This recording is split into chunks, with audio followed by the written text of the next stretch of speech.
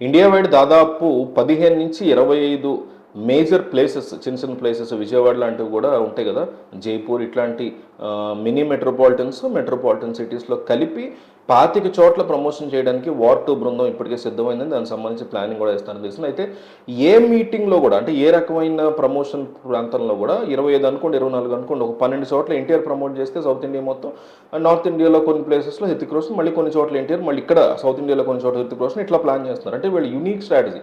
అది కూడా ఎన్టీఆర్ వెళ్ళిన చోటకి హితిక్ వెళ్ళడు, హితిక్ వెళ్ళిన చోటకి ఎన్టీఆర్ వెళ్ళడు. ఎందుకయ్యా ఇట్లాగంటే వార్ 2లో వీళ్ళిద్దరు బద్ధశత్రువులుగా సినిమా మొత్తం కూడా దెబ్బలాడుకుంటూ పోటాపోటీగా హై వోల్టేజ్ యాక్షన్ డ్రామాలు ఉన్నాయి వీళ్ళిద్దరి మధ్య. అట్లాంటిది వీళ్ళిద్దరు ఒకే ప్రెస్ మీట్లో కూర్చొని కబుర్లు చెప్పుకుంటూ అలర చేసుకుంటూ ఉంటే చూడడానికి అది బాగోదేమో కాన్సెప్ట్లో ఆలోచిస్తున్నారంట. సో సినిమా రిలీజ్ అయిపోయిన తర్వాత కావాలంటే ఇద్దరు కలిసి ప్రెస్ మీట్ పెట్టడం, సెలబ్రేషన్స్, సినిమా హిట్ అయిన తర్వాత, లేకపోతే 100 రోజుల ఫంక్షన్, 50 రోజుల ఫంక్షన్, లేకపోతే ఈ లోపే కుదిరితే సక్సెస్ మీట్లు పెడుతున్నారు కాబట్టి ఇప్పుడు అట్లాంటిది ఏమైనా ప్లాన్ చేద్దాం తప్ప సినిమా ముందు మాత్రం వీళ్ళిద్దరు కలవకూడదు, వీడిని చూపించడమే శత్రువులాగా చూపించాలి అనే ఒక ఫీలింగ్ని క్రియేట్ చేస్తున్నారు.